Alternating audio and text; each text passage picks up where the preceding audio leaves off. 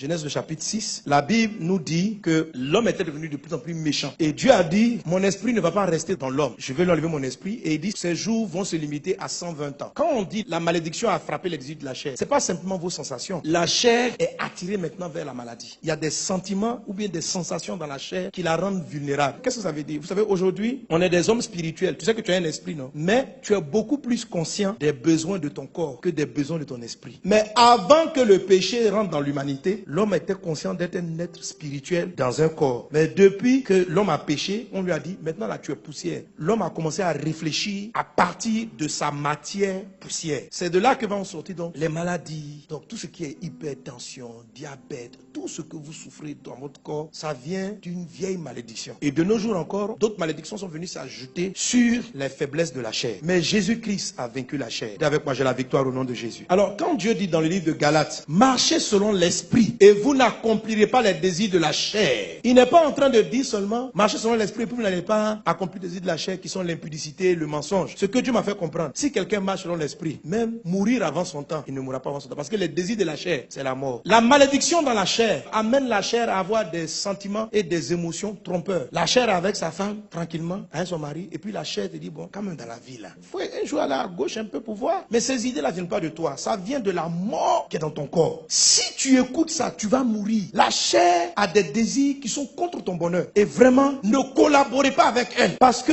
en toi, il y a au moins 3 types de sensations. Les sensations de la chair ne sont pas bien. Elles vont te faire des choses qui vont détruire ta propre famille, ta propre maison. La chair va détourner les fonds, le petit argent que tu as. La chair va détruire ton commerce. Même si tu es chrétien, tu es béni. La seule manière d'avoir l'ascendant sur elle par la bénédiction d'Abraham, c'est par ces éléments. Crucifie la chair, marche par l'esprit. Si tu ne crucifies pas la chair, que tu ne marches pas par l'esprit, elle va te détruire. Dieu t'a béni. Il a dit, je ferai de toi une grande personne. Je t'utiliserai pour que toutes les nations soient bénies au travers de toi. La chair va te conduire à prendre de mauvaises décisions. Si tu saisis ce message, tu vas savoir la contrôler. Vous avez pas remarqué que la chair aime ce qui la tue? La dernière fois, je vous disais ça, je me plais, mais Dieu, comment ça se fait que tout ce qui est bon, est-ce qu'on ne va pas manger? Je ne comprends pas. Et les choses qui sont bien pour le corps n'ont pas de goût. On dit, il faut manger le navet. Le navet n'est pas doux. Tu vois, la chair, tout ce qui est bien pour la santé, quand la chair goûte ça, la chair dit non, moi je n'aime pas ça. Mais ce qui n'est pas bon, le chocolat, le sucre, là, la chair aime ça. L'alcool, en quantité. Pourtant, ce n'est même pas doux l'alcool. La bière, est-ce que la bière c'est doux? Ce n'est pas doux. C'est un faux goût. La cigarette, ce n'est même pas doux. Les gens qui fument la première fois, ils fument là. Il faut que ça n'a pas de goût. Mais la chair, ce qui n'a pas de goût, la chair dit, prends. Le navet n'a pas de goût. Mais ça, la chair va pas te dire, mange. Elle veut que tu prennes ce qui va te tuer. Elle est contre ton bonheur. Est-ce qu'on est ensemble? Et la Bible dit, l'affection de la chair, c'est là. Si tu t'amuses, si tu caresses, tu fais des concessions aux choses que la chair aime, elle va te tuer. Mais si tu t'affectionnes aux choses qui viennent de ton être intérieur, aux choses de l'esprit, tu vas vivre et tu auras de la paix.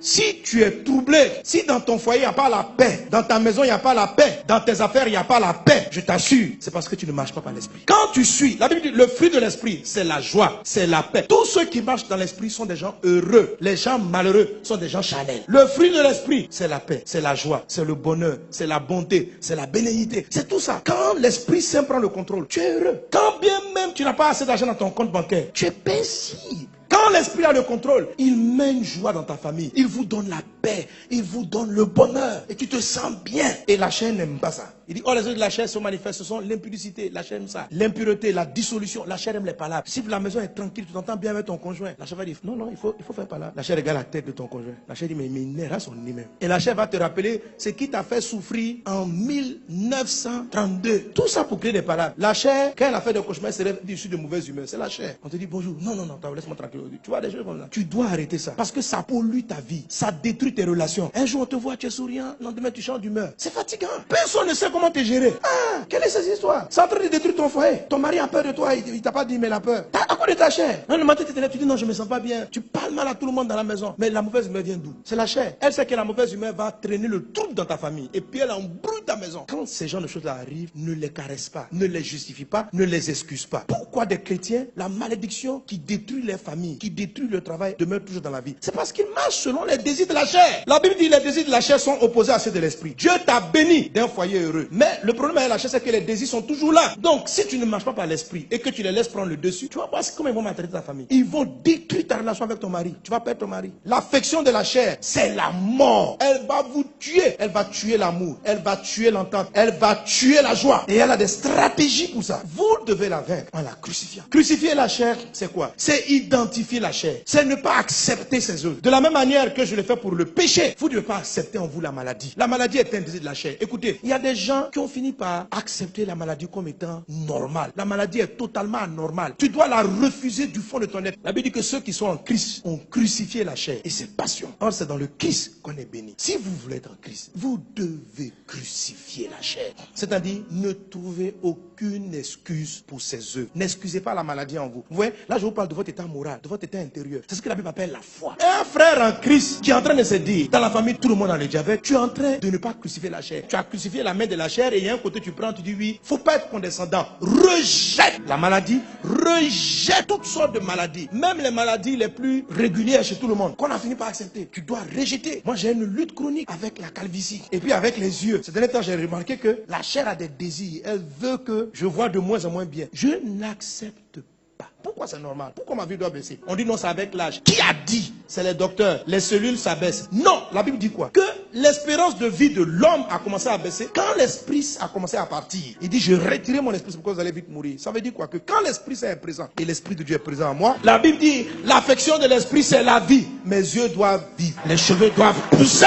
Aucune concession à la chair. Crucifie la chair. N'acceptez pas d'être en colère. Quand je me suis mis en colère, je dis, ah non. Faut pas être là, faut pas lui donner une explication. Faut pas lui dire non, c'est parce que tu m'as provoqué. La chair se fasse toujours être, elle a toujours une explication. Et dit, l'affection de la chair, c'est la mort. C'est quoi affectionner? C'est tolérer. C'est quoi affectionner? C'est caresser quelque chose. C'est quoi affectionner? C'est justifier, c'est excuser, c'est dire, hey, tu es normal, oh, hey, il y a raison. N'affectionnez pas. L'affection de la chair, c'est la mort. La chair n'aime pas le travail. La chair est paresseuse. N'affectionne pas ça. La chair n'aime pas gêner. Quand on va prier, la chair n'aime pas. Ne caresse pas ça. Oui, c'est ce que j'ai remarqué. Dès que je dis je vais gêner, j'ai comme un mal d'ulcère qui veut venir. Ce n'est pas l'esprit qui fait ça. C'est la chair. Et le jour où il faut manger, la chair dit de ne pas manger. La chair est bizarre. N'affectionnez pas la chair. Il faut l'affronter. Il faut dire je ne marche pas avec toi. Parce que plus tu affectionnes la chair, plus elle est intense. Elle va te tuer. Elle va tuer ta vie de prière. Elle va tuer ta méditation. Elle va tuer la vie divine. Marchez selon l'esprit du Seigneur et vous n'accomplirez pas l'exil de la chair.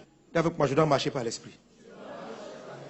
Donc une fois que tu as décidé de ne pas composer avec la chair, affectionne-toi aux choses de l'esprit. Comment je m'affectionne aux choses d'en haut? Tout ce qui vient de la parole de Dieu, décidez que vous aimez. Même si tu ne sens rien, c'est ta chair qui ne sent rien, mais décide que tu aimes. Quand tu veux lire la Bible, tu dors, mais décide que toi tu aimes lire la Bible. Tu ne ressens rien, mais décide que tu aimes. Parce que dans la vérité, c'est ce que ton esprit apprécie. Alléluia. Aime les choses de Dieu, aime la douceur. Qu'est-ce qu'il y a dans le ciel? C'est la douceur, la patience de Dieu. Faut valoriser la patience. La Bible dit le fruit de l'esprit, c'est la bonté. Faut valoriser la bonté. Quand tu vois quelqu'un qui est bon, dis oui, c'est ça le vrai caractère. Faut pas dire c'est un faible. Non. Il dit le fruit de l'esprit, c'est l'amour. Donc l'amour, faut valoriser. Le fruit de l'esprit, c'est la douceur.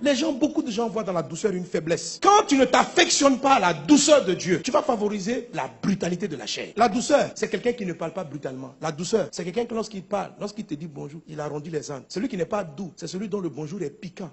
Bonjour. Ça, c'est pas doux. Un bonjour, on dirait on t'a lancé un caillou. Ça, ce n'est pas doux. La douceur, c'est dans le langage, c'est dans l'attitude. Quelqu'un qui est brutal. Toi là, suis-moi, c'est pas la douceur, il n'est pas doux. Et beaucoup de gens ont l'impression que quand la Bible dit le royaume des cieux appartient aux violents, c'est une violence vis-à-vis des personnes. C'est une violence vis-à-vis de toi. C'est une violence vis-à-vis de ta prière. C'est pas une violence avec les gens. Toi là, tu as été violenté. Non.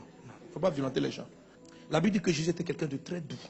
Soyez doux, dorlotez, affectionnez-vous aux choses d'en haut. Amen. Que Dieu vous bénisse abondamment. Que sa grâce soit dans votre vie. Tu es béni dans le nom de Jésus. Alléluia.